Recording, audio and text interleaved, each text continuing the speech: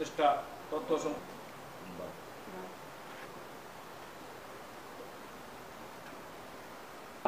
কমিটির লেলিয়ে দেওয়া লোকজনেরাই এই হামলাটা আমার উপর চালিয়েছে।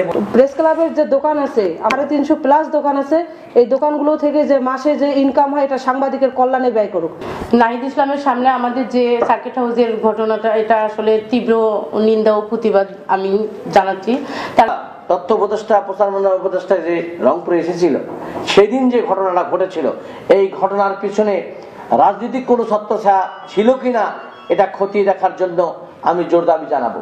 আমাদের বৈষম্য বিরোধী আন্দোলনের সদস্য জনাব গুলজার রহমান আদর, তিনি আমাকে সমর্থন করে এবং প্রেস ক্লাবের বৈষম্যের বিষয় তুলে ধরার চেষ্টা করতেই মেরিনা লাভলি ফ্যাসিস্টবাদী প্রেস ক্লাব রংপুরের অবৈধ কমিটির সাধারণ সম্পাদক এবং আওয়ামী লীগের নেত্রী, তার নির্দেশে ইসমাইল হোসেন প্রিন্স, ফরাদুজ্জামান ফারুক, মোশাররফ হোসেন রাজু, সাব্বির আরিফ পিয়াল কিভাবে তেড়ে এসে আমাকে কিভাবে মারধর শুরু করে।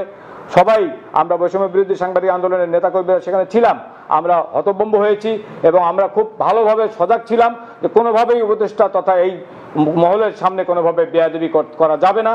আমরা যে কারণে আমরা সহ্য করেছি, মায়ের পিঠ সহ্য করেছি, হজম করেছি।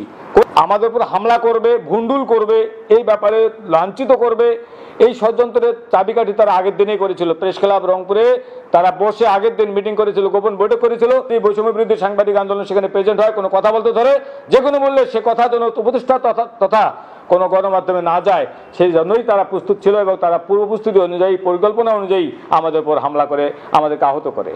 এই শহীদ আবু সাঈদের রংপুরে বৈষম্যের ঠাঁই হবে না।